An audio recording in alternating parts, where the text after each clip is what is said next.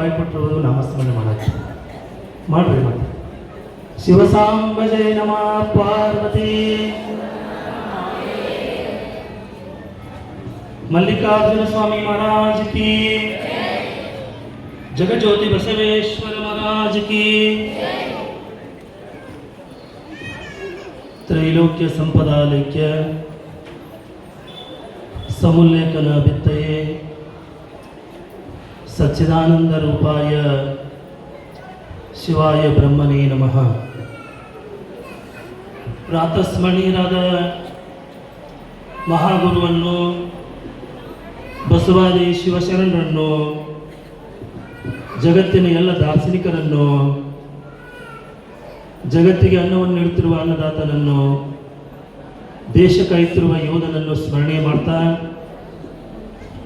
ಕಬ್ಬೂರ್ ಪಟ್ಟಣದ ಅಧಿದೇವತೆ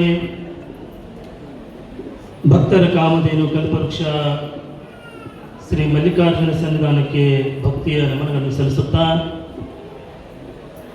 ಶ್ರೀ ಮಲ್ಲಿಕಾರ್ಜುನ ಸ್ವಾಮಿಯ ಜಾತ್ರಾ ಮಹೋತ್ಸವ, ಜಗಜ್ಯೋತಿ ಬಸವೇಶ್ವರ ಜಯಂತಿ ಉತ್ಸವದ ಅಂಗವಾಗಿ ಆಧ್ಯಾತ್ಮಿಕ ಪ್ರವಚನದ ದಿವ್ಯ ಸಾನ್ನಿಧ್ಯವನ್ನು ವಹಿಸಿರುವ ಪರಮ ಪೂಜ್ಯ ಮಾತೃ ಹೃದಯದ ಸರಳ ಸಜ್ಜನಿಕೆ ಮೂರ್ತಿಗಳಾದಂಥ ಶ್ರೀಮನ್ ನಿರಂಜನ ಪ್ರಣವ ಸ್ವರೂಪಿ ಶಿವಾನಂದ ಮಹಾಸ್ವಾಮಿಗಳು ಮಹಾಂತೇಶ್ವರ ವಿರಕ್ತ ಮಠ ಬೆಲ್ಲದ ಭಾಗ್ಯವರು ಪೂಜ್ಯರಲ್ಲಿ ಶರಣಾರ್ಥಿಗಳನ್ನು ಸಲ್ಲಿಸುತ್ತಾ, ಇಲ್ಲಿಯವರೆಗೆ ನಿಮಗೆಲ್ಲ ಆಧ್ಯಾತ್ಮಿಕ ಪ್ರವಚನಗಳ ಮೂಲಕ ಸಿದ್ದರಾಮೇಶ್ವರರ ಜೀವನ ಚರಿತ್ರೆಯನ್ನು ಮನಮುಟ್ಟುವ ಹಾಗೆ ತತ್ವಾಮೃತವನ್ನು ಉಣಬಡಿಸಿರುವ ವೇದಮೂರ್ತಿ ಸದಾನಂದ ಶಾಸ್ತ್ರಿಗಳಲ್ಲಿ ಕೂಡ ಶರಣಾರ್ಥಿಗಳನ್ನು ಸಲ್ಲಿಸುತ್ತಾ, ಕಬ್ಬೂರ್ ಪಟ್ಟಣದ ಹಿರಿಯರಾದಂಥ ಶಂಕರೇಶ ಸ್ವಾಮಿಗಳಲ್ಲಿ ಕೂಡ ಶರಣಾರ್ಥಿಗಳನ್ನು ಸಲ್ಲಿಸುತ್ತಾ, ಸಂಗೀತ ಕಲಾ ಬಳಗವೇ, ಈ ದೇವಸ್ಥಾನ ಕಮಿಟಿಯ ಪದಾಧಿಕಾರಿಗಳವರೇ, ಪ್ರೀತಿ ವಾತ್ಸಲ್ಯ ತಾಯಂದಿರೇ, ಕಬ್ಬೂರ್ ಪಟ್ಟಣದ ಸಮಸ್ತ ಸದ್ಭಕ್ತ ಮಹಾಶಯರೇ, ಮುದ್ದು ಮಕ್ಕಳೇ, ನಿಮ್ಮೆಲ್ಲರಿಗೂ ಶರಣು ಶರಣಾರ್ಥಿಗಳು. ಶರಣು ಅದರ ಹೆಸರಿದ್ದಂಗೆ ಆಯ್ತು. ಹಸ್ತಸ್ಯ ಭೂಷಣಂ ಧಾನಂ, ಹಸ್ತಸ್ಯ ಭೂಷಣಂ ಧಾನಂ, ಸತ್ಯಂ ಕಂಠಸ್ಯ ಭೂಷಣಂ, ಸತ್ಯಂ ಕಂಠಸ್ಯ ಭೂಷಣಂ, ಸ್ತೋತ್ರಸ್ಯ ಭೂಷಣಂ ಶಾಸ್ತ್ರಂ, ಸ್ತೋತ್ರಸ್ಯ ಭೂಷಣಂ ಶಾಸ್ತ್ರಂ, ಪ್ರಯೋಜನೆ ಕಿಂ ಪ್ರಯೋಜನಂ, ಪ್ರಯೋಜನೆ ಕಿಂ ಪ್ರಯೋಜನಂ. ಸುಭಾಷಿತಕಾರ ಬಹಳ ಸುಂದರವಾಗಿ ಹೇಳ್ತಾನೆ, ಕೈಗಳಿಗೆ ಭೂಷಣ ಆಗಬೇಕಾದ್ರೆ ಆ ಕೆಲಸ ಮಾಡಿ ಈ ಕೆಲಸ ಮಾಡಿದರೆ ಭೂಷಣ ಆಗುವುದಿಲ್ಲ. ಯಾವ ಕೆಲಸ ಮಾಡಬೇಕಂದ್ರೆ ದಾನ ಧರ್ಮ ಪರೋಪಕಾರ ಮಾಡಿದರೆ ಆ ಕೈಗೆ ಭೂಷಣ ಆಗ್ತಾ ಇದೆ. ಹಸ್ತಸ್ಯ ಭೂಷಣಂ ದಾನಂ, ಸತ್ಯಂ ಕಂಠಸ್ಯ ಭೂಷಣಂ. ಕಂಠಕ್ಕೆ ಭೂಷಣ ಯಾವುದು ಅಂದ್ರೆ ನಾವು ಕೊಳ್ಳೊಳಗೆ ಆಭರಣ ಹಾಕಿದರೆ ಭೂಷಣ ಆಗುವುದಿಲ್ಲ. ಅನೇಕ ರೀತಿಯಾಗಿ ಆಭರಣಗಳನ್ನು ನಾವು ಕೊಳ್ಳೊಳಗೆ ಹಾಕಿದರೆ ಭೂಷಣ ಆಗುವುದಿಲ್ಲ. ಭೂಷಣ ಆಗಬೇಕಾದ್ರೆ ಸತ್ಯವನ್ನು ಅಳವಡಿಸ್ಕೋಬೇಕು. ಮಹಾತ್ಮ ಗಾಂಧೀಜಿಯವರು ತಮ್ಮ ಜೀವನ ಉದ್ದಕ್ಕೂ ಸತ್ಯವನ್ನು ಪರಿಪಾಲನೆಯನ್ನು ಮಾಡಿ ಈ ದೇಶಕ್ಕೆ ಸ್ವಾತಂತ್ರ್ಯವನ್ನು ತಂದುಕೊಟ್ಟರು. ಅಂತೆಯೇ ಅವರು ಮಹಾತ್ಮ ಗಾಂಧೀಜಿಯವರಾದರು. ಸ್ತೋತ್ರಸ್ಯ ಭೂಷಣಂ ಶಾಸ್ತ್ರಂ, ಕಿವಿಗಳಿಗೆ ಭೂಷಣ ಆಗುವುದು ಎದರಿಂದ ಅಂದರೆ ನೀವು ಓಲೆಯಿಂದ ಭೂಷಣ ಆಗುವುದಿಲ್ಲ. ಕಿವಿಗೆ ನೀವು ಮುರುಕಿ ಹಾಕುವುದರಿಂದ ಭೂಷಣ ಆಗುವುದಿಲ್ಲ. ಕಿವಿಗಳಿಗೆ ಭೂಷಣ ಆಗುವುದು ಬೇರೊಂದು ಹಿತ್ತಾಳೆ ಮಾತು ಕೇಳೋದು ಕಿವಿಗಳು ಹಿತ್ತಾಳೆ ಮಾತಾಗಬಾರದು, ಹಿತ್ತಾಳೆ ಕಿವಿ ಆಗಬಾರದು, ಚಾಡಿ ಮಾತುಗಳನ್ನು ಕೇಳಬಾರದು. ಸ್ತೋತ್ರಶ್ಚ ಭೂಷಣಂ, ಕಿವಿಗಳಿಗೆ ಭೂಷಣ ಆಗುವುದು ಯಾವುದಂದ್ರೆ ಶಾಸ್ತ್ರಗಳು. ಇಂಥ ಪ್ರಯೋಜನ, ಇಂಥ ಪ್ರವಚನ, ಆಧ್ಯಾತ್ಮಿಕ ಪ್ರವಚನದಿಂದ ಕಿವಿಗಳಿಗೆ ಭೂಷಣ ಆಗ್ತಾ ಇದ್ದಾವೆ. ಆ ದಿಶೆಯಲ್ಲಿ ಇವತ್ತು ಪುರಾಣ ಪುಣ್ಯ ಕಥೆಗಳನ್ನು ನಾವೆಲ್ಲ ಕೇಳಬೇಕು. ಕೇಳಿದಾಗ ಈ ಕಿವಿಗಳಿಗೆ ಭೂಷಣ ಆಗ್ತಾ ಇದ್ದಾವೆ.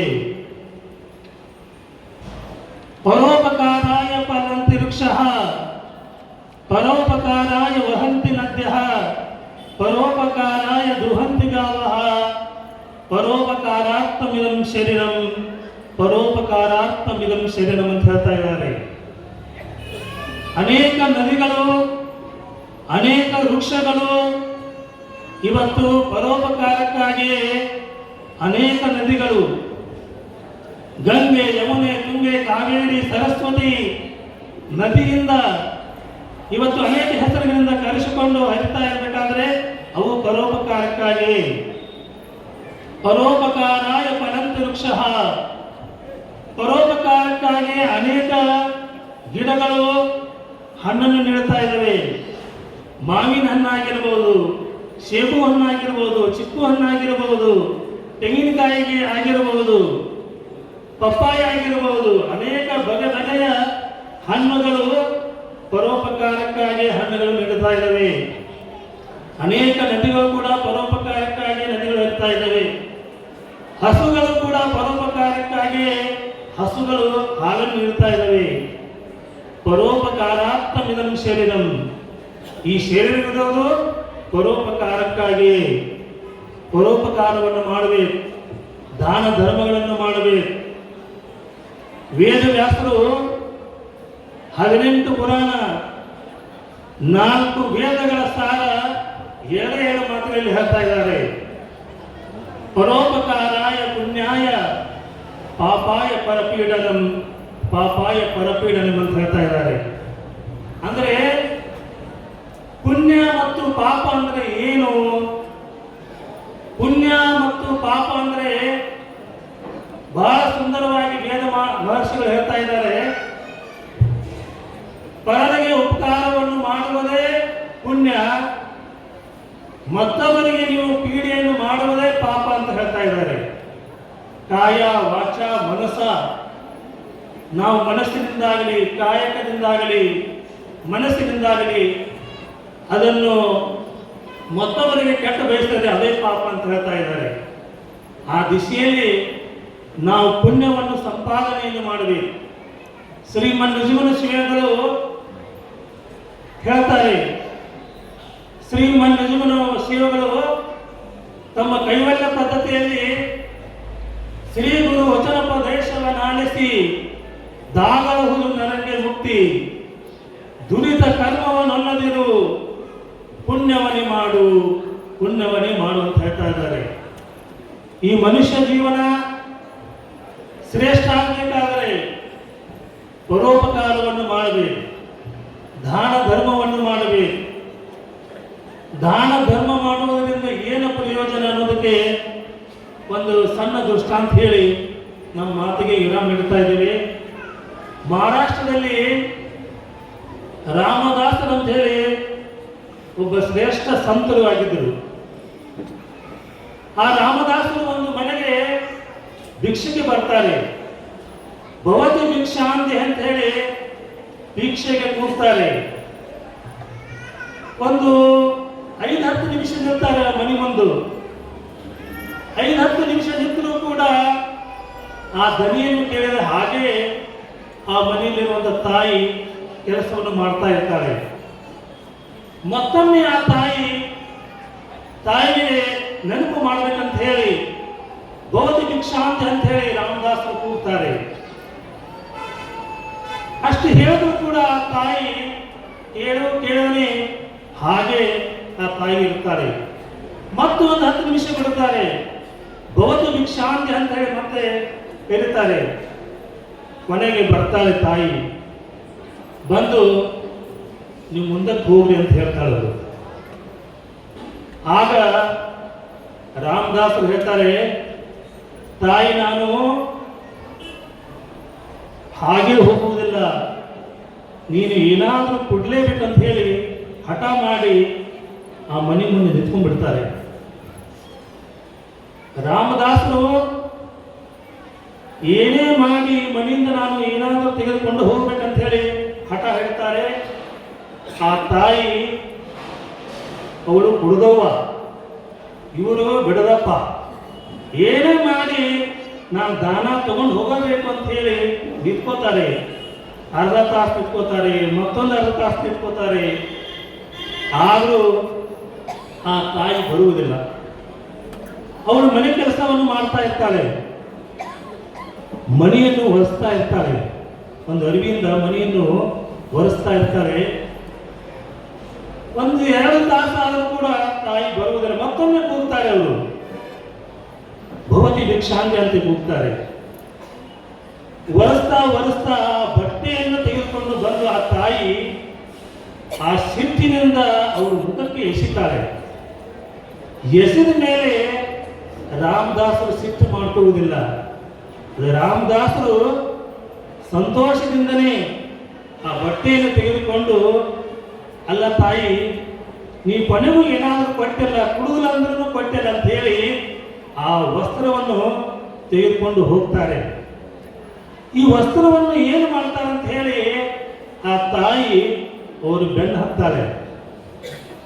ಒಂದು ನದಿ ಹರಿತಾ ಇರ್ತದೆ ಊರು ದಂಡೆಗೆ. ಆ ನದಿಗೆ ಹೋಗ್ತಾರೆ ಅವರು ರಾಮದಾಸರು. ಆ ನೀರಲ್ಲಿ ಹರಿಯುವ ನದಿಯಲ್ಲಿ ಸ್ವಚ್ಛವಾಗಿ ಆ ಬಟ್ಟೆಯನ್ನು ತೊಳಿತಾರೆ. ತೊಳೆದು ಅದನ್ನು ಬಿಸಿಲಿಗೆ ಒಣಗಿಸ್ತಾರೆ. ಒಣಗಿಸಿ ಅದನ್ನು ಮತ್ತೆ ಬಟ್ಟೆಯನ್ನು ತೆಗೆದುಕೊಂಡು ಬರ್ತಾರೆ. ಆ ತಾಯಿ ಹಾಗೆ ಬೆನ್ನು ಹತ್ತಿರ್ತಾರೆ ಅವರು. ಒಂದು ಹಾಳು ದೇಗುಲ ಇರ್ತದೆ.